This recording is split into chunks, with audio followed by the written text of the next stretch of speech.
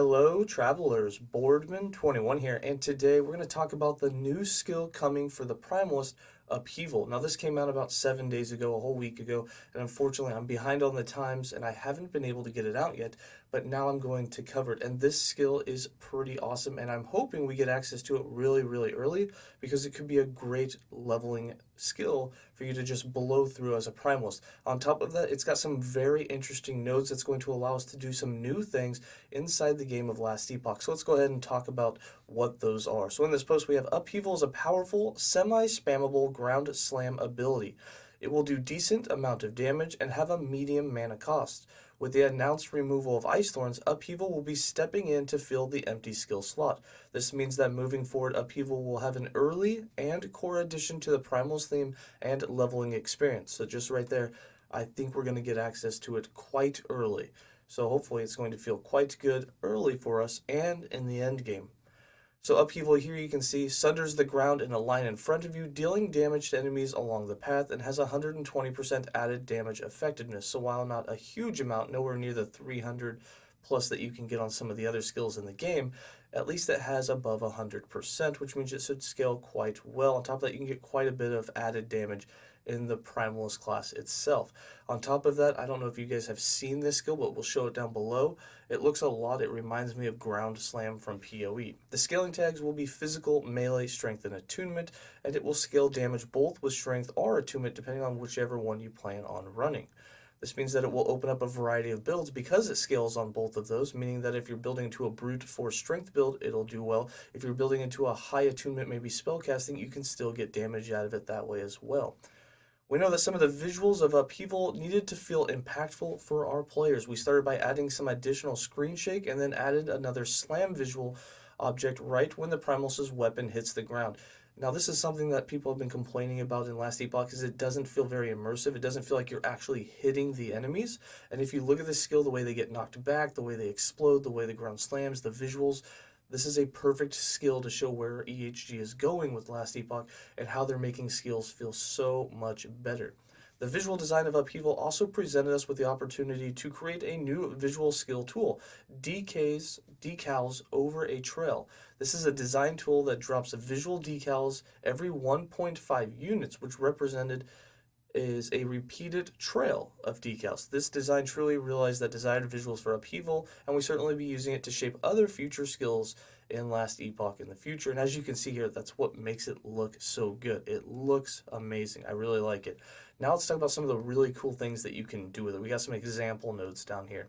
Upheaval Specialization Tree offers a wide variety of powerful nodes to support many different builds. Here are a couple highlights from the brand new skill Upheaval Tree. We can't wait to see the earth-shaking creations that the community once they get a hold of the full skill tree, and we know we'll be making plenty of builds based around it.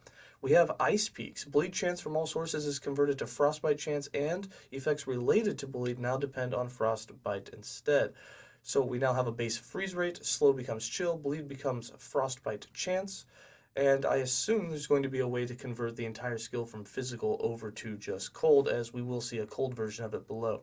Upheaval Totems. You can now create a totem that attacks Upheaval from it rather than yourself.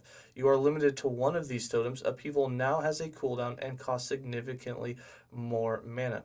So I don't know how many points you can put into this, but you get a totem. Basically what happens is you use this skill, and I think wherever you're pointing, I don't think it's just directly in front of you, but wherever you point, a totem will spawn, and that totem then uses your Upheaval at a set amount of times per second, and it's just going to take off to the nearest enemy, which allows you to keep running around and not actually have to manually cast it yourself. Now this is going to give it a cooldown increase. This is going to increase the mana cost, and it says totem limit. I assume there's just going to be one, but maybe if you put more points in, you can have more than one, although we don't see that below, so we're not 100% sure. Here you can also see it's converted to cold, so we know there will be a cold version for it, but it's really cool to see that totem get out, and while you run away not getting hit, the totem will actually attack things for you and do great damage. So this is looking really good. I really like this kind of play style here. The cold version of Upheaval cast by totem.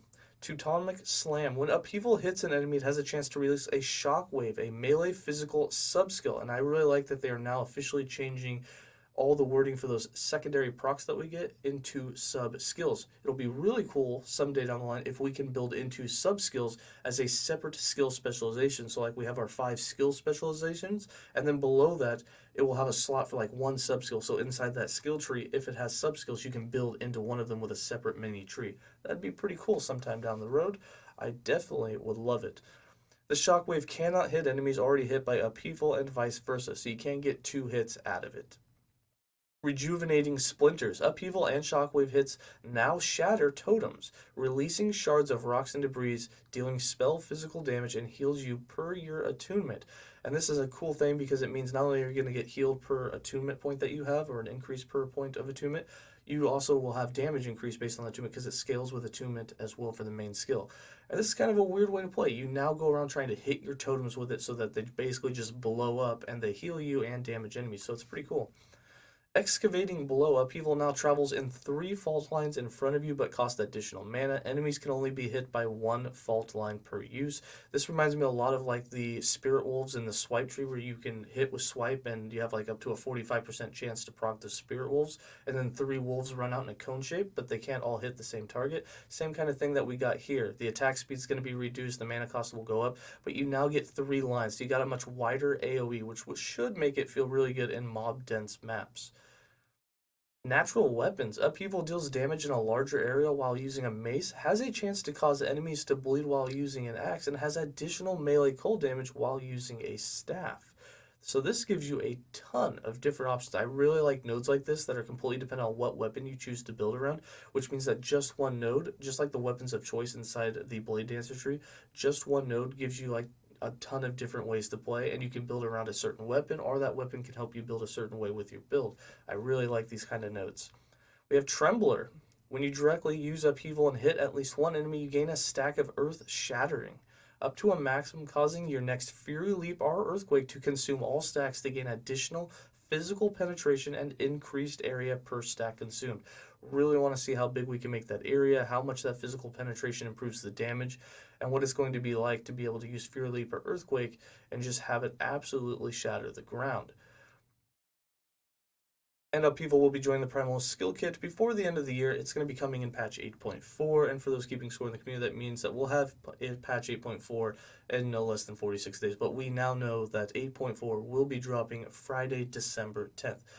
Anyways, how do you guys like this skill? I think it's going to feel like an amazing melee early leveling skill. Hopefully it's good mid and end game as well. I really like that there's going to be so many different ways to play it. It's not going to be like a Vengeance where you just, hit with the same attack all the way through the campaign for the damage reduction. It doesn't really do many different things in its tree. I really like this one. I think it's going to feel amazing. Can't wait to convert it to different elements. Can't wait to, make totems fired. Can't wait to see if you can actually have more than one totem. I doubt that you can, but going to be some really interesting things to see when we get the rest of the skill tree. Anyways, that's going to be it for me. As always, stay safe, travelers, and have a good day.